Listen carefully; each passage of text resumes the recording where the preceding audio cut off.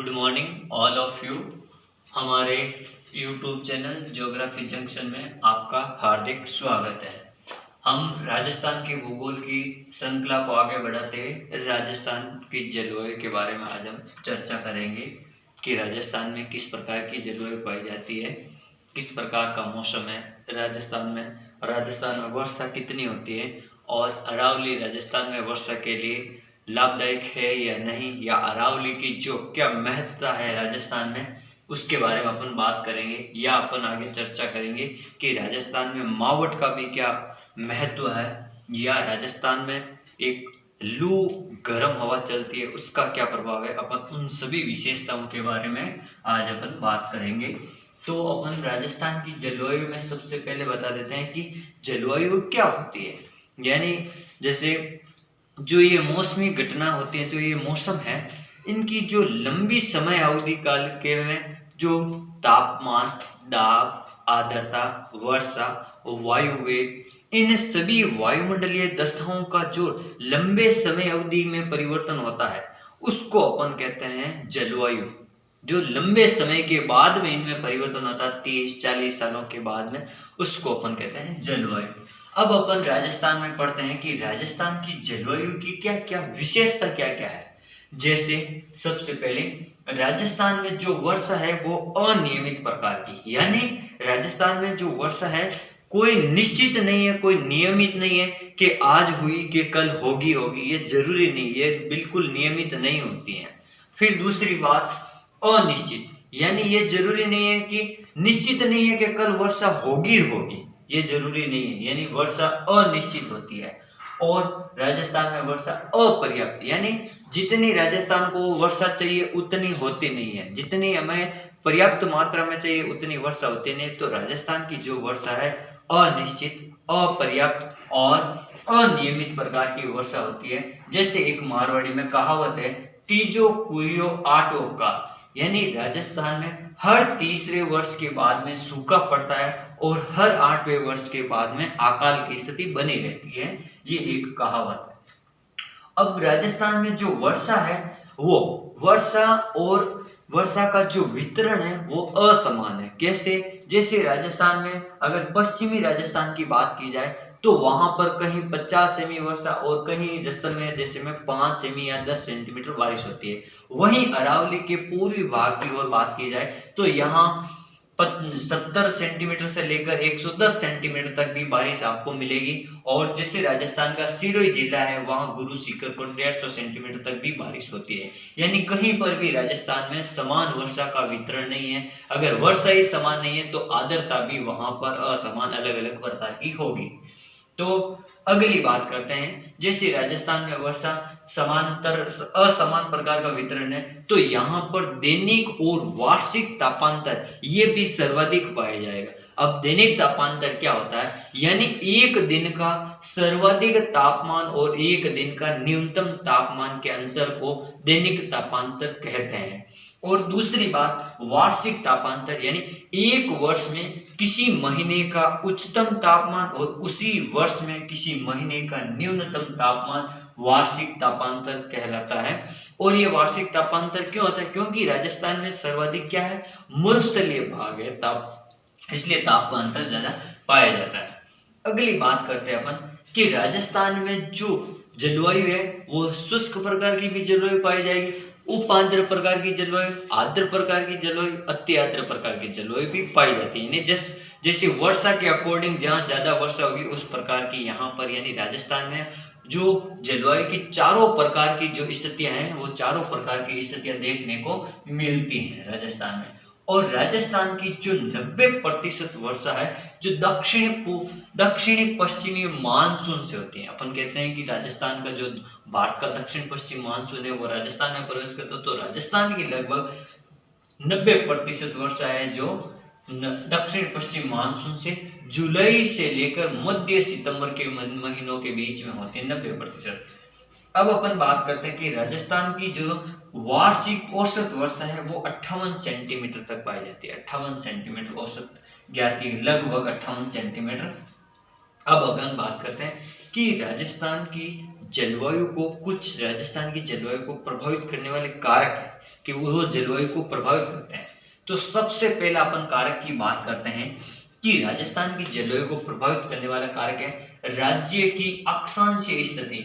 यानी जो राजस्थान का अक्षांशीय विस्तार है, वो राजस्थान का अक्षांशीय विस्तार है, मान लो इधर से राजस्थान यहाँ से यहाँ तक है, तो ये 23 डिग्री 3 मिनट से लेकर 30 डिग्री 12 मिनट तक ये विस्तार है। तो ये जो अक्षांशीय विस्तार है, इसकी वजह से भी जलवायु प्रभावित होती है। जैसे राजस्थान में इस भाग से यहाँ से कर्क रेखा गुजरती है, तो यहाँ पर कर्क रेखा गुजरती है, तो कर्क रेखा के जो उत्तर वाला भाग होगा वो हमेशा उपोष्ण प्रकार की जलवायु को बताता है, उपोष्ण प्रकार, और कर्क रेखा के नीचे वाला भाग हमेशा उष्ण प्रकार की जलवायु को बताता है। तो राजस्थान का तो पूरा जो भाग है इस कर्क रेखा से उत्तर में अधिकांश भाग तो यहाँ उपोष्ण प्रकार की जलवायु पाई जाती है। तो ये अक्षांशीय विस्तार भी जलवायु को प्रभावित करता है। फिर अपन दूसरी बात करते हैं कि अरावली पर्वतमाला, ये भी राजस्थान को प्रभावित करती है। अरावली पर्वतमाला, या अरावली पर्वतमाला की श्रेणी राजस्थान को प्रभावित करती है। जैसे जो अरावली पर्वतमाला राजस्थान के बीचों बीच में से होकर गुजरती है, जैसे ये राजस्थान के यहाँ से अरावली पर्वतमाला है ये, यानी इसको अपन दिशा के हिसाब से मान लिया जाए तो ये दक्षिण पश्चिम से लेकर उत्तर पूर्व की ओर चलती है, ये अरावली इस प्रकार से। तो जो भी मानसून आएगा, तो यहाँ दक्षिण पश्चिमी दिशा से अगर मानसून आता है राजस्थान में, तो ये इस अरावली के और राजस्थान के पश्चिमी भाग में अरावली के समानांतर होता हुआ चला जाएगा। और फिर ये जो अरब सागर की शाखा है, जो दक्षिण पश्चिम मानसून जो राजस्थान में अरावली के समानांतर चलता है, इससे बिल्कुल कम वर्षा होती है और अरावली बिना अवरोध का काम करती है। इसमें कोई भी अरावली का विशेष योगदान नहीं है, ये समानांतर होने के कारण। और जब बंगाल की खाड़ी की शाखा अगर इधर से आएगी, तो यहाँ पर बीच में अरावली क्या हो जाएगी, अवरोध के रूप में हो जाएगी। तो राजस्थान के पूर्वी भाग में यहाँ पर ज्यादा बारिश करेगी, क्योंकि ये अवरोधक का काम करेगी। और जब बंगाल की खाड़ी यहाँ वर्षा करेगी, तो यहाँ बीच में अरावली आ जाएगी। तो राजस्थान का जो पश्चिमी भाग है, ये एक वृष्टि छाया प्रदेश क्षेत्र बन जाएगा। बंगाल की शाखा कहते हैं, वृष्टि छाया प्रदेश बन जाएगा। अगली बात, समुद्र तल से ऊंचाई। अब जलवायु को समुद्र तल से ऊंचाई कैसे प्रभावित करेगी? जैसे कोई भी भाग है समुद्र तल से अगर अधिक ऊंचा है, तो वहां पर बारिश ज्यादा होगी, वहां का तापमान कम होगा और वहां पर जो आर्द्रता है वो भी बनी रहेगी। और जो समुद्र तल से जितना स्थान नीचा होगा, जैसे राजस्थान में बात की जाए उदाहरण के तौर पर, तो सिरोही जिला है, जो सिरोही जिला यानी गुरु शिखर की जो पहाड़ियां हैं, वहां पर अलग प्रकार की वनस्पति पाई जाती है, क्योंकि ये जलवायु का इफेक्ट है, क्योंकि वहां पर बारिश वगैरह और वहां का जो मौसम है ठंडा है और वहां आर्द्रता बनी रहती है। तो इस प्रकार, और जो समुद्र तल से नीचे स्थान है जैसे मरुस्थलीय भाग है, तो वहां तापमान भी अधिक होगा, आर्द्रता भी कम होगी, वाष्पीकरण भी अधिक होगा। तो इस प्रकार ये समुद्र तल से ऊंचाई भी जलवायु को प्रभावित। फिर समुद्र तट से दूरी जलवायु को कैसे प्रभावित करती है? जैसे ये राजस्थान है, तो ये राजस्थान है जो यहाँ से, जैसे मान लो अरब सागर है, बंगाल की खाड़ी, तो राजस्थान से बहुत दूर है। तो यहाँ पर जो इस समुद्र का प्रभाव है, ये राजस्थान को कहीं पर भी प्रभावित नहीं करता है। यानी यहाँ पर जो महासागरीय जलवायु प्रकार की होती है, उसका कोई प्रभाव नहीं। यहाँ पर केवल महाद्वीपीय जलवायु का प्रभाव रहता है यहाँ पर। तो इस प्रकार समुद्र से जो दूरी भी है, वो भी अपन को प्रभावित नहीं करते जलवायु को। एक होता है धरातलीय उच्चावच। धरातलीय उच्चावच, जैसे कोई भाग ऊंचा है, कोई भाग नीचा है। जैसे मैंने अभी सिरोही जिले की बात की थी, सिरोही के गुरु शिखर की, जो ऊंचा भाग होगा वहां पर ज्यादा बारिश होगी और जो नीचा भाग होगा कम बारिश होगी।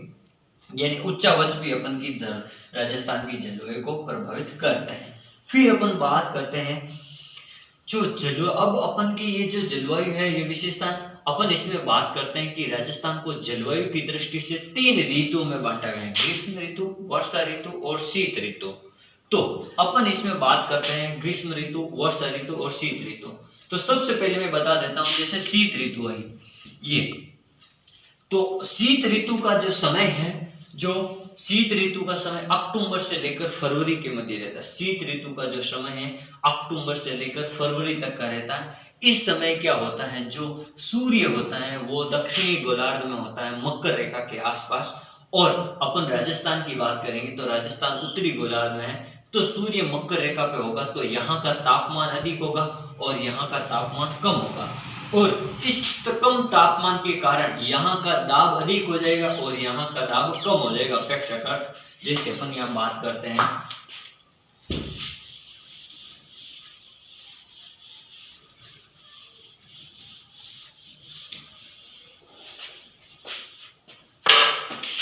जैसे ये ग्लोब मान लिया जाए यहाँ पर 0 डिग्री और ये कर्क रेखा, राजस्थान इस कर्क रेखा पे है 23.5 पे और ये मकर रेखा या। तो अब अगर अक्टूबर की बात की जाए, जैसे दिसंबर का महीना है तो यह सूर्य यहाँ पर रहेगा, तो धीरे धीरे ये जो सूर्य इधर आएगा तो राजस्थान तो अभी यहाँ पर है, राजस्थान की स्थिति यहाँ पर है, इसमें राजस्थान यहाँ पर है मान लो भारत के नक्शे में, तो यहाँ पर सूर्य है, ये वाला सूर्य है, तो यहाँ पर तापमान अधिक होगा। अगर यहाँ तापमान अधिक है, यहाँ अगर ताप अधिक है तो यहाँ दाब क्या होगा, कम होगा, और यहाँ इसकी तुलना में यहाँ पर क्या होगा, उत्तरी गोलार्ध में अगर यहाँ तापमान अधिक है तो यहाँ तापमान क्या होगा, कम होगा, और दाब क्या हो जाएगा, अधिक हो जाएगा, दाब क्या हो जाएगा, अधिक। तो इस प्रकार क्या होगा कि जो इधर वाले क्षेत्र है उत्तरी गोलार्ध में, जो भारत में निम्न दाब का केंद्र रहेगा, तब क्या होगी, जो पवनें होगी उच्च दाब से निम्न दाब की ओर चलने शुरू हो जाएगी। तो जो पवन होगी राजस्थान में, भारत की जो उत्तर पूर्व से आने वाली पवनें होगी वो राजस्थान में उत्तर पूर्व से दक्षिण पश्चिम की ओर, वो राजस्थान में बारिश बिल्कुल नहीं करती, क्योंकि जो भारत की उत्तर पूर्व पवनें थी वो ओनली केवल तमिलनाडु में बारिश करती है। तो इस समय राजस्थान में क्या होता है, राजस्थान के उत्तर पश्चिमी भाग में यानी मावट यानी पश्चिमी विक्षोभ, जो भूमध्य सागर से आने वाली जो वर्षा होती है, यानी भूमध्य सागर है आपका इधर, यहाँ से कैस्पियन सागर होते इराक ईरान होते हुए जो शीतोष्ण यानी शीत ऋतु में जो चक्रवात आते हैं, उष्ण शीतोष्ण चक्रवात या पश्चिमी विक्षोभ कहते हैं, उनके कारण जो वर्षा होती है वो अपन के राजस्थान के उत्तर पश्चिमी भाग में होती है, जो रबी की फसल के लिए होती है, और वो रबी की फसल में जैसे गेहूं की फसल के लिए मुख्यतः होती है, उसके लिए लाभदायक है। और जो ये राजस्थान में भारत में जो उत्तर पूर्व से ये पवन आते हैं उत्तरी से, ये जो ठंडी पवन है ये राजस्थान में, इसके कारण जनवरी महीने में शीत लहर का प्रकोप रहता है राजस्थान में, इस मौसम की अगर शीत ऋतु की बात की जाए। फिर अपन बात करते हैं ग्रीष्म ऋतु की। अगर ग्रीष्म ऋतु की बात की जाए, जैसे मार्च महीने में अब क्या होगा, जैसे ये सूर्य की स्थिति है, ये सूर्य की स्थिति यहाँ नहीं आएगी और सूर्य की स्थिति आपकी यहाँ आ जाएगी। सूर्य मार्च में कहाँ आ जाएगा, मार्च में ये सूर्य आएगा यहाँ पर। अब मार्च में सूर्य यहाँ पर है, तो अपन अगर ग्रीष्म ऋतु की बात करते हैं तो जैसे जैसे सूर्य कर्क रेखा की ओर आएगा, तो जैसे जैसे सूर्य कर्क रेखा की ओर आएगा राजस्थान में गर्मी बढ़ना शुरू हो जाएगी, यानी ग्रीष्म काल की शुरुआत हो जाएगी राजस्थान में, जैसे जैसे पास में आएगा। और जब सूर्य यहाँ पर कर्क रेखा पे आ जाएगा जून महीने में, तब सूर्य एकदम कर्क रेखा पे आएगा, तो ग्रीष्म ऋतु के समय उस समय एकदम गर्म महीना हो जाएगा राजस्थान में, एकदम तेज धूप पड़ने लग जाएगी, और इस समय यहाँ का तापमान ज्यादा हो जाएगा, और यहाँ फिर इस महीने में ग्रीष्म ऋतु में यहाँ पर तेज गर्म हवाएं चलने लगती है राजस्थान में पश्चिम से पूर्व की ओर। उन तेज हवाओं को ग्रीष्म ऋतु में अपन क्या कहते हैं, धूल भरी आंधी, या उनको अपन लू कहते हैं। जो पश्चिम से पूर्व की ओर तेज हवाएं चलती हैं उनको स्थानीय भाषा में लू कहते हैं या बबूलिया कहते हैं, ठीक है। फिर यहाँ पर जब तेज हवाएं, जब ग्रीष्म ऋतु हो जाएगी यहाँ पर जून महीने में, तो यहाँ धूल भरी आंधियां चलेगी राजस्थान में, और धूल भरी आंधियों के कारण गंगानगर जिला जो सबसे इधर रहेगा, तो यहाँ पर गंगानगर जिले में सर्वाधिक आंधियों वाला स्थान है। सर्वाधिक राजस्थान में आंधियां कहाँ चलेगी, उस समय गंगानगर में चलेगी ग्रीष्म ऋतु के समय, और सबसे कम आंधियां चलेगी आपके झालावाड़ में, न्यूनतम आंधी होगा, क्योंकि यह वाला आर्द्रता वाला जिला है ये वाला, और ये सबसे कम। फिर इसी समय अपन का दैनिक तापांतर, जैसे ग्रीष्म ऋतु होगी तो जून महीने में गर्मी तेज होगी और दैनिक तापांतर भी अधिक होगा, लगभग 33 डिग्री सेंटीग्रेड, और आर्द्रता उस समय जैसे तापमान अधिक होगा तो आर्द्रता कम हो जाएगी, और वाष्पीकरण की जो क्षमता है वो भी राजस्थान में अधिक हो जाएगी। फिर अपन बात करते हैं तीसरी वर्षा ऋतु की बात करते हैं, जो मध्य जून से सितंबर महीने में होती है। मध्य जून से सितंबर माह के मध्य होती है। और वर्षा ऋतु में क्या होगा, जब वापस ये जो सूर्य है इधर कर्क रेखा पे राजस्थान में, ये जून से वापस धीरे धीरे इधर वापस विषुवत रेखा की ओर आना शुरू हो जाएगा और वापस तापमान में कमी आ जाएगी। इधर तापमान में क्या हो जाएगी, आपकी कमी आएगी, दाब उस समय क्या हो जाएगा, बढ़ जाएगा। और फिर जो वर्षा ऋतु के समय है, जैसे भारत में जो दक्षिण पश्चिमी मानसून होता है, जैसे भारत में जो क्या होगा, उत्तर पश्चिम और पश्चिमी भारत में न्यून दाब का केंद्र हो जाएगा। भारत का जो ये पश्चिमी इधर वाला हिस्सा है, यहाँ पर एक न्यून दाब का केंद्र बन जाएगा, न्यून दाब। और न्यून दाब होगा तो इसकी तुलना में अरब सागर और बंगाल की खाड़ी, अरब सागर या हिंद महासागर कह सकते हैं इसको, हिंद महासागर, यहाँ पर उच्च दाब का केंद्र हो जाएगा। क्या हो जाएगा, उच्च दाब का केंद्र हो जाएगा। और उच्च दाब के केंद्र से पवनें हमेशा उच्च दाब से निम्न दाब की ओर चलेगी इस समय। तो इस समय जो महीना है, इस वर्षा ऋतु का जो समय है, इसके मध्य जो भारत में जो दक्षिण पश्चिम मानसून होता है वो राजस्थान की ओर भी आगे बढ़ेगा और उससे फिर राजस्थान में वर्षा होती है। और उस समय राजस्थान में लगभग 90% वर्षा होती है, जो जुलाई से अगस्त माह के मध्य होती है। और एक बड़ी विशेषता अपन बता देते हैं कि जो बंगाल की खाड़ी है उनसे राजस्थान में सर्वाधिक वर्षा होती है। राजस्थान में वर्षा तो सर्वाधिक होगी बंगाल की खाड़ी से, लेकिन अगर क्षेत्रफल में पूछा जाए कि राजस्थान में सर्वाधिक क्षेत्रफल से किस शाखा से बारिश होगी, तो वह है अरब सागर की शाखा से सर्वाधिक क्षेत्रफल पर बारिश होगी। इस प्रकार आज हमने पढ़ा राजस्थान की जलवायु और उनके 3 जो ऋतु होते हैं, ग्रीष्म ऋतु, वर्षा ऋतु और शीत ऋतु के अपने सामान्य जानकारी ली, और बाकी वाले आगे पार्ट 2 में पढ़ेंगे। धन्यवाद।